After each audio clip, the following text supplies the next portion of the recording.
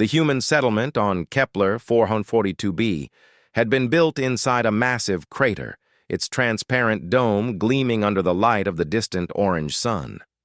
Commander Sarah Chen stood at the observation deck, watching the repair crews work on the damaged communications array. 3 months had passed since their colony ship had crash-landed on this remote world, and they were still trying to send a distress signal back to Earth. "Commander, we have a situation," Lieutenant Marcus Webb called from the sensor station. His voice carried an edge of worry that made Sarah's stomach tighten. She walked over quickly. "What is it?" "Something big just entered our radar range. Really big. It's coming from the northern mountains." Marcus pointed at the screen where a massive heat signature was moving toward their settlement. "Whatever it is, it's at least 50 meters long." Sarah felt her pulse quicken. The survey data from orbit had shown no large life forms on this planet. That was one reason they had chosen this landing site. "How fast is it moving?" 30 kilometers per hour and steady. It'll reach our perimeter in about 40 minutes. Sarah activated the colony-wide alert system. "All personnel, this is Commander Chen. We have an unknown large entity approaching from the north. Everyone move to the shelter areas immediately. Security team, report to the main gate." The settlement buzzed with activity as colonists hurried to designated safe zones. Children were gathered from the small school area. Scientists secured their equipment.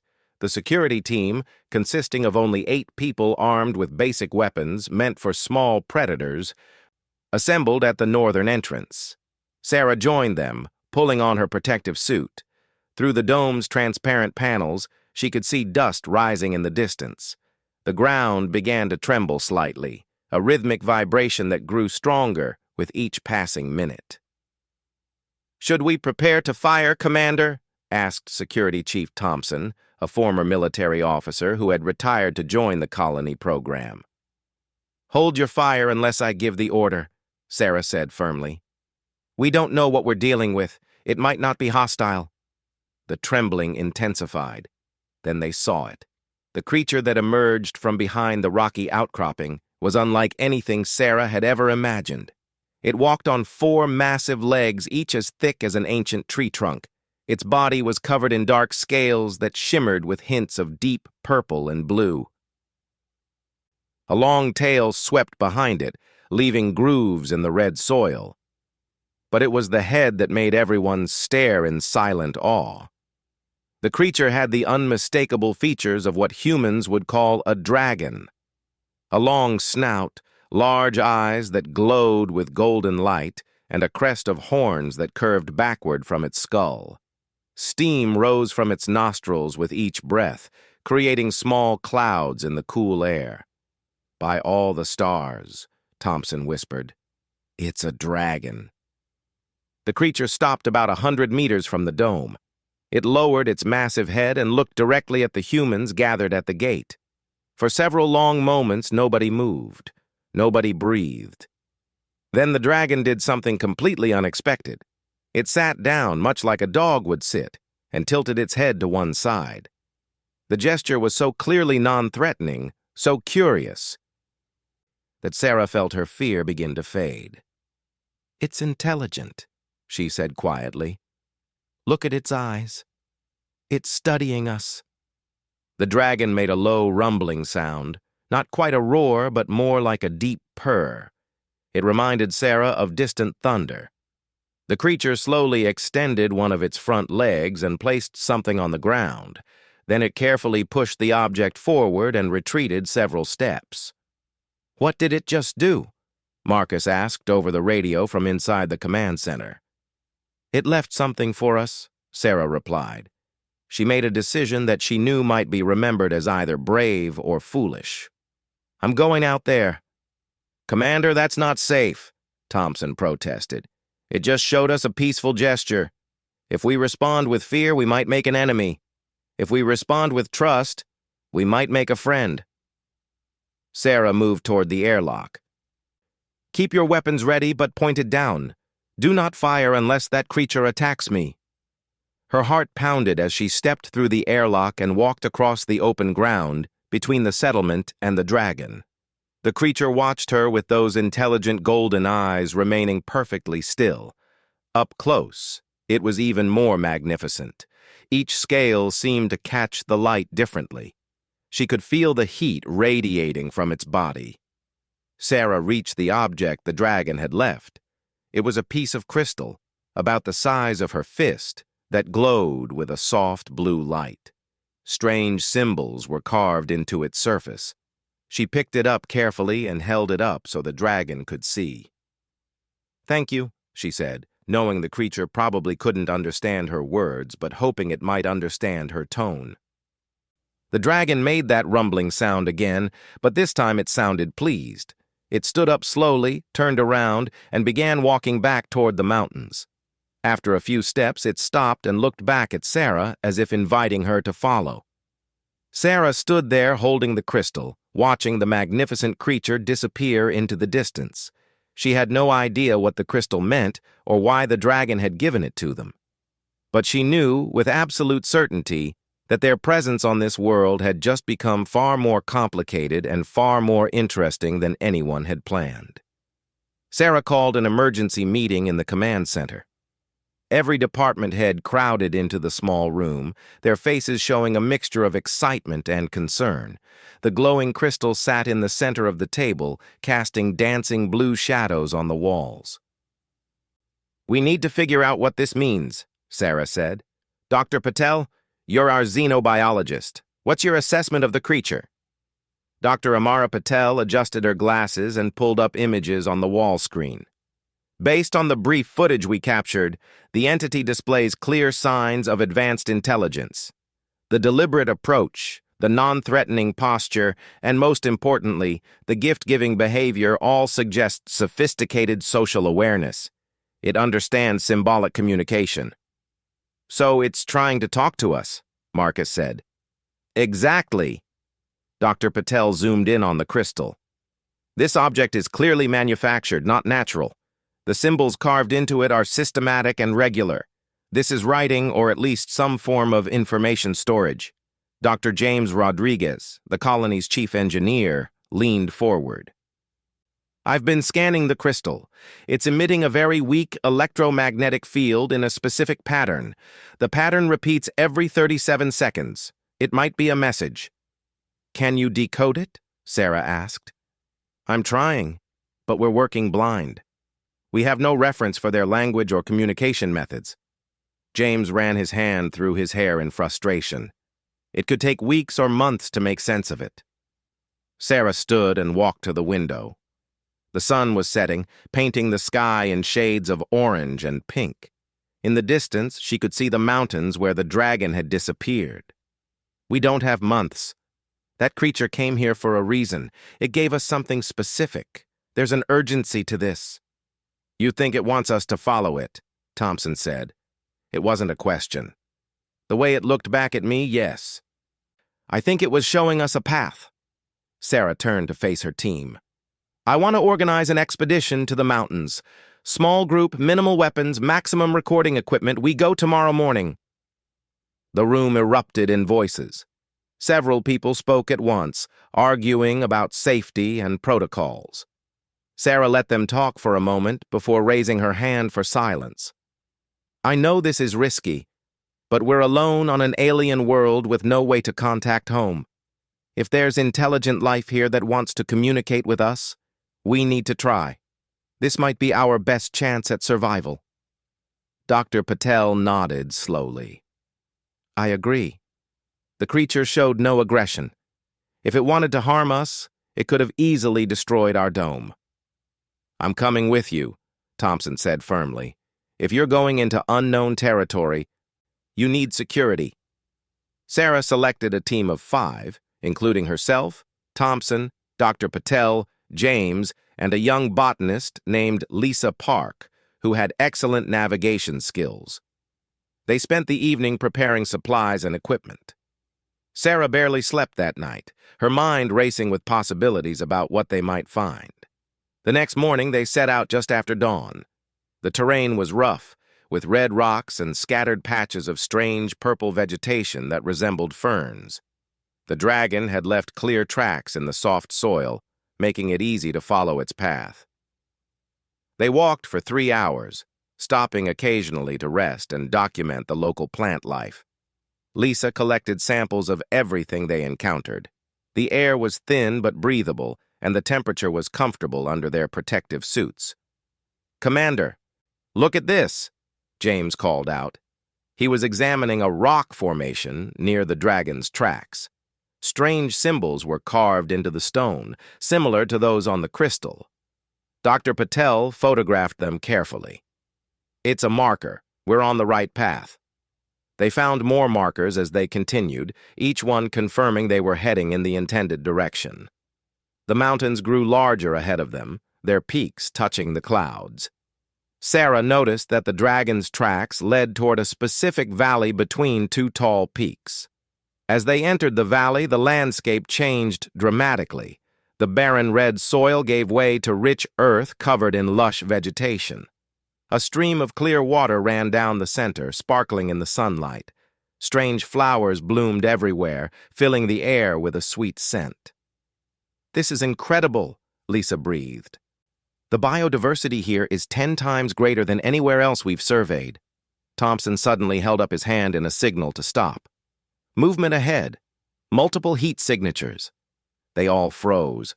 Through the trees, shapes began to emerge. More dragons, smaller than the first one but still impressive in size. There were at least a dozen of them, various colors from deep green to brilliant red. They formed a semicircle around the humans, but kept a respectful distance. Then the large dragon from yesterday appeared, walking slowly through the center of the group. It approached Sarah directly and made that same rumbling purr sound. It lowered its head until its eyes were level with hers. Sarah felt no fear, only wonder. She slowly reached out her hand, palm open. The dragon moved forward until its snout touched her palm. The scales were warm and surprisingly smooth. A sensation washed over Sarah, not quite words, but more like feelings and images. She saw flashes of the planet from above, saw structures built into the mountains, saw dragons and other creatures living together. When the dragon pulled back, Sarah understood. "They're inviting us home," she said to her team, her voice filled with awe. "They want to show us their city." The large dragon turned and began walking deeper into the valley. The other dragons parted to create a clear path. Sarah looked at her team, saw their amazed faces, and smiled. They had come to this world as lost colonists. They might leave as ambassadors to an entire civilization. The dragon city was carved directly into the mountainside, a masterpiece of natural architecture that took Sarah's breath away. Massive cave openings dotted the cliff face, connected by carved stairs and platforms that seemed to grow organically from the rock itself. Water cascaded down in several places, creating shimmering waterfalls that fed into crystal-clear pools below. The entire structure glowed with the same soft blue light as the crystal they had been given. "This is ancient," Dr. Patel whispered as they walked through the entrance. "These carvings show centuries, maybe thousands of years of development." The large dragon led them through wide corridors where the walls were decorated with intricate murals. The images told stories of dragon history, showing their evolution from simple creatures to builders of this magnificent city. Sarah noticed something important in the paintings. The dragons were not alone. Other species appeared in the murals, working alongside the dragons, living in harmony. "They're a peaceful society," Lisa observed, pointing at one mural that showed dragons and smaller creatures sharing food. "Look at the way they're depicted together. There's no conflict, only cooperation." They entered a vast central chamber that seemed to serve as a gathering place. Hundreds of dragons were present, ranging from massive elders to tiny younglings no bigger than a house cat. The younglings played together near a pool, splashing water and chasing each other in circles. The sight was so unexpectedly normal that Sarah found herself smiling. The large dragon made a series of low rumbles and clicks. Another dragon approached, this one slightly smaller but with brilliant silver scales that shimmered like starlight. This dragon carried something carefully in its claws, a device that looked like a smooth stone tablet. The silver dragon placed the tablet on the ground and tapped it with one claw. Suddenly, a holographic image appeared above it, showing the solar system. Sarah recognized Earth immediately, that beautiful blue marble that was now so far away. The hologram zoomed in, showing human cities and spacecraft. "They know about Earth," James said in amazement. "They've been watching us."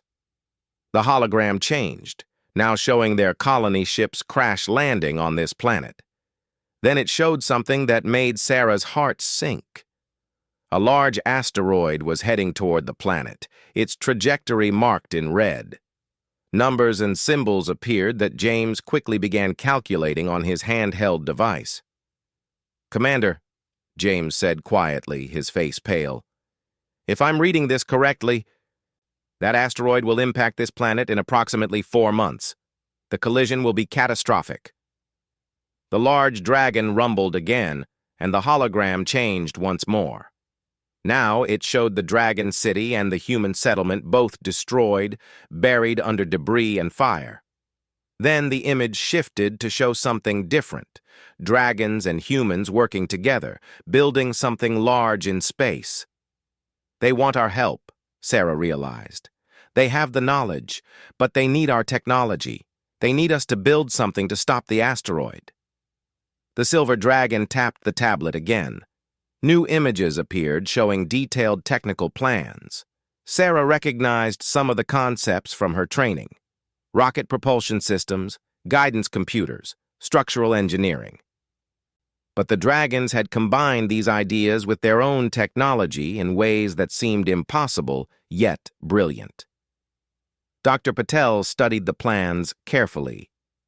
"This is a deflection system. They want to build a network of engines that will push the asteroid off course, but the power requirements are enormous. We would need to combine every resource both our species have." Thompson stepped forward. "Can we even do this? We have limited supplies, damaged equipment, and only 3 months to build something this complex." The large dragon seemed to understand the doubt in Thompson's voice. It walked to the far side of the chamber and gestured with its tail. A section of the wall slid open, revealing a storage area filled with materials that made the engineering team gasp. Refined metals, advanced polymers, crystal batteries that glowed with stored energy, all arranged in careful rows. "They've been preparing for this," James said, walking among the materials. "These resources, combined with our fabrication technology and computer systems, it might actually be possible." Sarah felt the weight of the decision pressing down on her. This was far beyond her authority as a colony commander.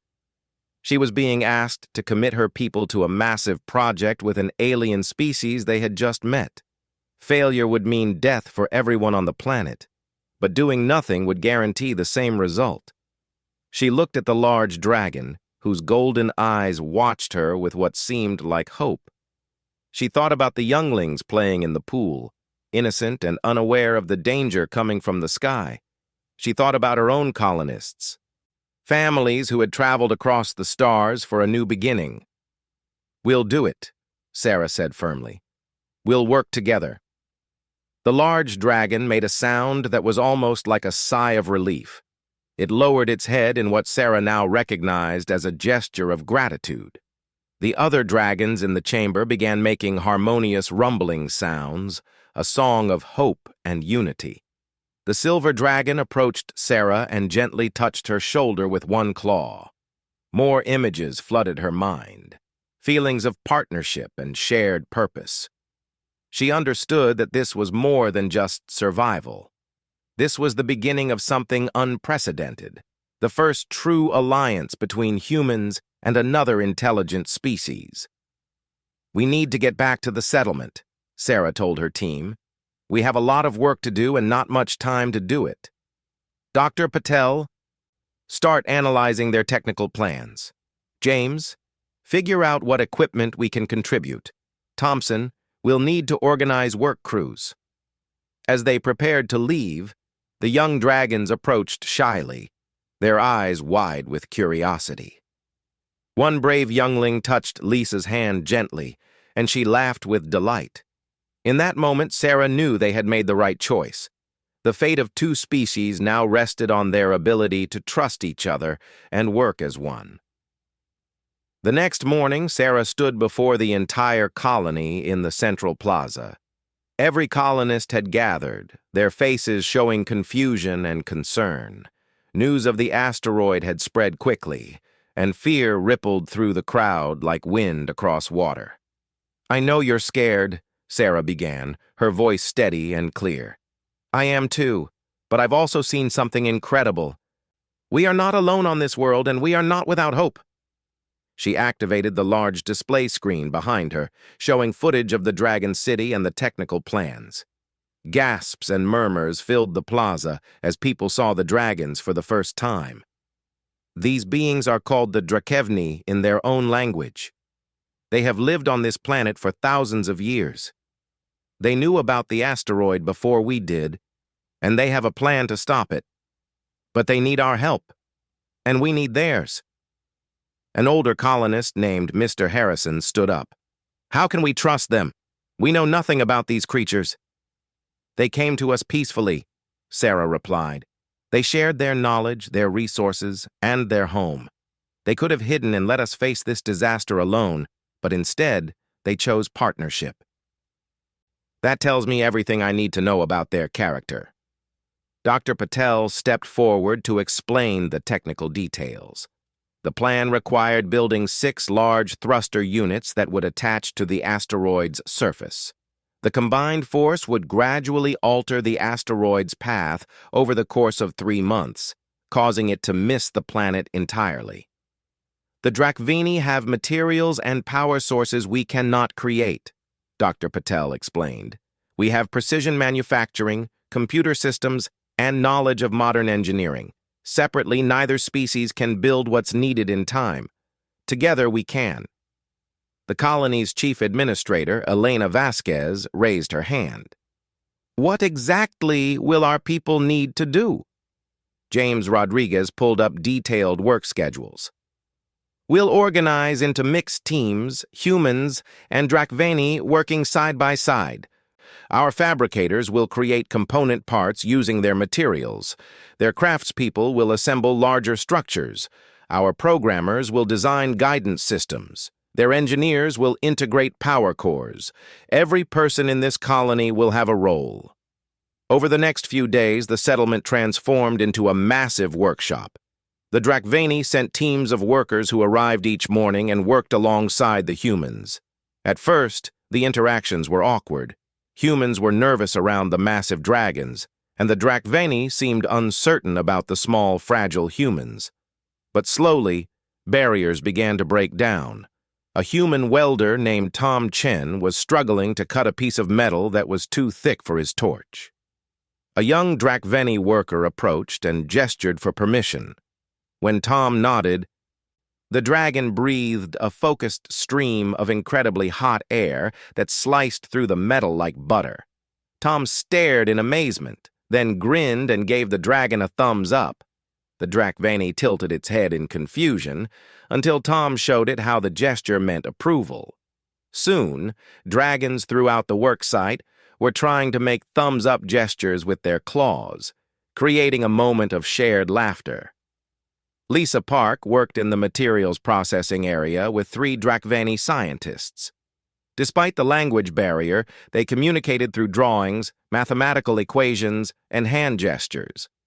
Lisa discovered that the Drakveni had developed a type of alloy that was stronger than anything humans had created. In return, she showed them how to use molecular bonding techniques to make the alloy even more resilient.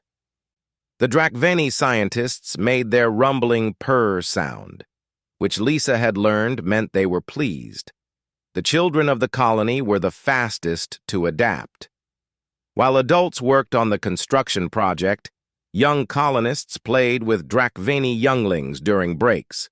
They invented games that required no shared language, chase, hide and seek, and a complicated form of tag that involved both running and flying. The young dragons would give rides to human children, soaring low over the valley while the kids shrieked with delight. Parents who had been worried about the dragons watched these interactions and felt their fears melt away. Thompson coordinated the security and logistics teams. He worked closely with a massive elder Drakveni who seemed to be their equivalent of a military commander.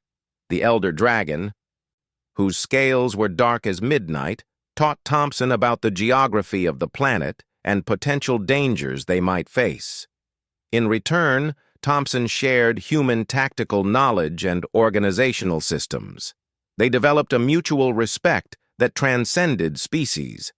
The large dragon who had first contacted them, whose name Sarah learned was Torvanis, became a constant presence at the construction site. Torvanis seemed to take personal responsibility for the project's success, working tirelessly and solving problems with remarkable creativity. Sarah found herself working alongside Torvanis most days, and a genuine friendship began to form. One evening, as the twin moons rose over the valley, Sarah sat exhausted on a supply crate. Torvanis approached and sat beside her, the action now familiar and comfortable. The dragon made a series of soft rumbles and clicks. Sarah had learned enough to understand basic meanings. "You're asking if I think we'll succeed," Sarah said. Torvanis nodded, a gesture the dragons had learned from observing humans. Sarah looked at the construction site where the first thruster unit was nearly complete. Humans and Drakveni worked under bright lights, their silhouettes moving in coordinated patterns. "A month ago, I would have said this was impossible. But look at what we've built together. Not just these machines, but trust and friendship. If we can do that, we can do anything."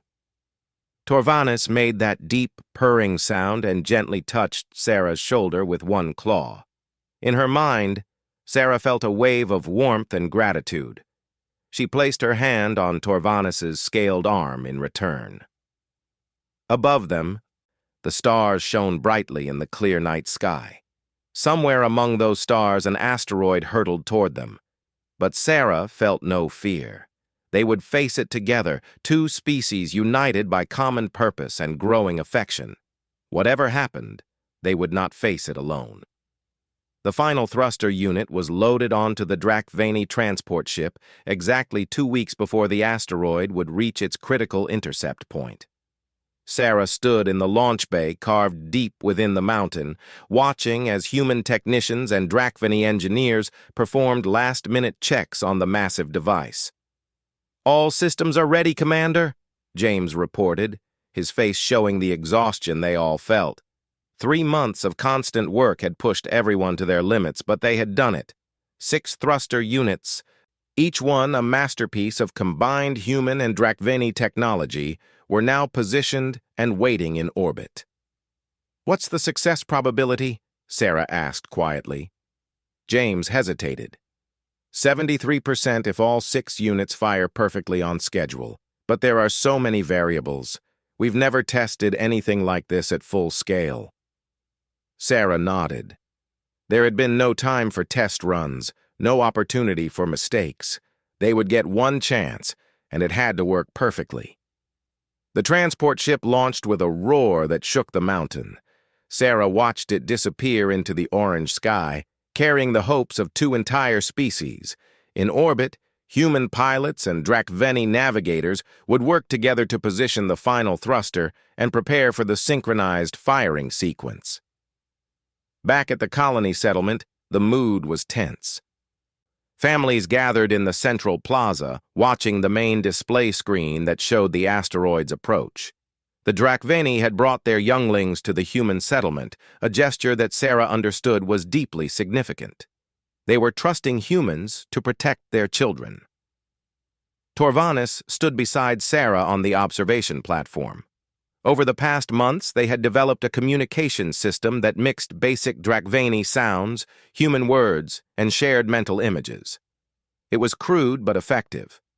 "Worried?" Sarah asked. Torvanis rumbled softly. "Future uncertain, but together strong.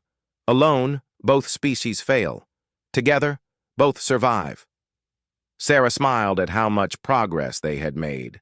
Torvanis now used simple human words, and Sarah could understand most Drakvani expressions. "You're right. We're stronger together." The countdown began with 1 hour remaining until the firing sequence. Every human and Drakvani on the planet seemed to hold their breath. Children clutched their parents. The young dragons huddled close to the elder ones. In orbit, the crews made their final preparations. Sarah's communicator crackled to life. "Commander Chen, this is Lieutenant Webb aboard the orbital platform. All 6 thruster units are in position. We're ready to begin the sequence." "Acknowledged, Marcus. Proceed when ready." 30 minutes passed like hours. The display screen showed the asteroid growing larger, a massive chunk of rock and ice that would destroy everything if their plan failed. Beside it, 6 green dots represented the thruster units, positioned carefully around the asteroid's mass. "Beginning firing sequence in 10 minutes, Marcus announced. The Drakvani began a low, harmonious humming sound. It started with the elders and spread through the entire group, a song of hope and unity. The human children, who had learned this song while playing with the young dragons, joined in. Soon, every human in the plaza was humming along, creating a sound that seemed to resonate through the very ground. 5 minutes to ignition. Sarah felt Torvanis's claw gently rest on her shoulder. She placed her hand over it, taking comfort in the contact. Around the plaza, humans and Drakvani stood together, the barriers between species forgotten in this moment of shared destiny. 1 minute to ignition. The display screen showed the thruster units glowing as they powered up. Each one was fueled by Drakvani power crystals and controlled by human computer systems, a perfect synthesis of 2 civilizations' greatest achievements. 30 seconds. Sarah closed her eyes and thought about the journey that had brought them here. A crashed colony ship, a desperate situation, and an encounter with a species that could have been enemies, but chose to be friends instead. 10 seconds. 9, 8, 7. The plaza fell completely silent, except for the countdown. 3, 2, 1. Ignition. The thruster units fired simultaneously, their combined force pushing against the asteroid's mass. On the screen, streams of brilliant blue energy erupted from each unit, looking like 6 small stars had suddenly appeared in space. For long minutes, nothing seemed to happen. The asteroid continued its approach, massive and terrifying. Sarah felt her heart pounding, felt Torvanis's claw tighten slightly on her shoulder. Then James shouted from his monitoring station, "It's working! The trajectory is changing!